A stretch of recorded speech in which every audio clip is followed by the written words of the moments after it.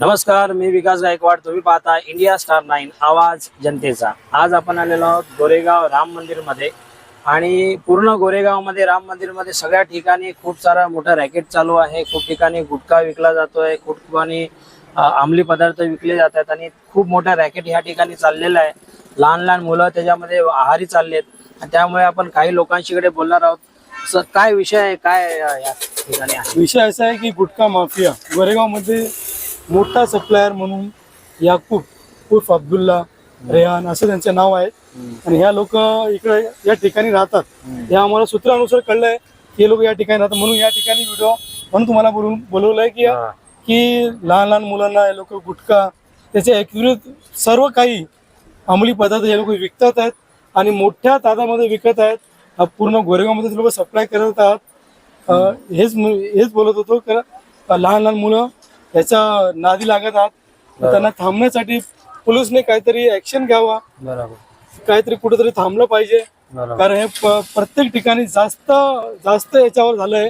आणि आपण दररोज बघायचा टीव्ही मध्ये की इतका गुटखा धरला तितका गुटखा, पण ते गुटखा कोणी सप्लाय करतं त्याला कधी धरणार आपण, त्यांच्यावर कधी कारवाई होणार? कारवाई झाली पाहिजे त्यांच्यावर. काही लेडीज आहेत, ताई काय बोलणार या ठिकाणी गुटखा वगैरे विकला जाते? काय लहान मुलांवरती जो परिणाम होतोय तो बंद झाला पाहिजे. हा गुटखा हा विषय आहेच, बंद झाला पाहिजे. लहान मुलं खूपच त्याच्यामध्ये आहारी चाललेले आहेत. त्यांच्यावर त्यांच्यावरती कारवाई झाली पाहिजे.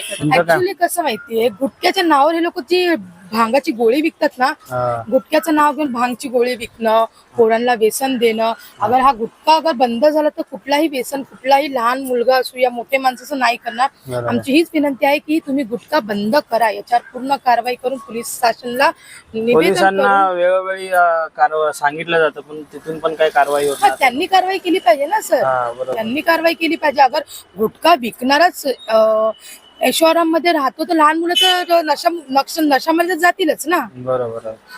सर काय बोलणार आज? हा जो विषय आहे तो गंभीर आहे. काय देशाचं भविष्य उज्ज्वल करायच्या मागे पण हे लोक उद्ध्वस्त करायच्या मागे. बरोबर. आणि लहान लहान मुलं गुटख्याच्या आहारी चाललेत. बरोबर. कायदा कुठपर्यंत आपण सांभाळायचा? आणि कायदे बोलतात आम्हाला माहिती नाही, हा बोलतो आम्हाला माहिती नाही, तो बोलतो आम्हाला नाही माहिती. मग चाललंय काय आणि कोणी बोलावं? बरोबर.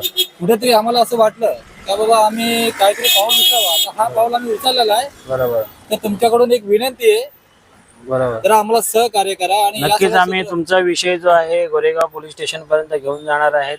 आणि जे गुटखा माफिया आहेत त्यांना आम्ही लवकरात लवकर पकडून त्यांना काय ती कायदेशीर कारवाई व्हावी याच्यासाठी आम्ही नक्कीच प्रयत्न करणार आहोत. तुम्ही बघितलं या ठिकाणी आपण आलेलो, लोकांनी आपली मतं मांडलेली आहेत. त्या समोरची जी बिल्डिंग आहे R2, इथेच ते लोक राहतात, गुटखा माफिया असं इकडच्या लोकांचं म्हणणं आहे. तर आम्ही पोलीस प्रशासनाला पण सांगतोय आणि संबंधित जे अधिकारी आहेत त्यांना पण सांगतो की लवकरात लवकर ह्याच्यावरती कारवाई झाली पाहिजे. गुटखा पूर्णपणे बंद झाला पाहिजे गोरेगावमध्ये आणि जे गुटखा माफिया आहेत त्यांच्यावर कारवाई करून त्यांना लवकरात लवकर गजाआड करण्याचा प्रयत्न झाला पाहिजे. नाहीतर याच्या विरुद्ध इकडची जनता आंदोलन करण्याच्या तयारीत आहे. यावर तुमचं मत काय आहे ते आम्हाला कमेंट करून नक्की कळवा. व्हिडिओ आवडल्यास व्हिडिओला लाईक करा, शेअर करा आणि सोशल मीडियावर सर्व प्लॅटफॉर्मवरती आम्हाला फॉलो करायला विसरू नका. धन्यवाद.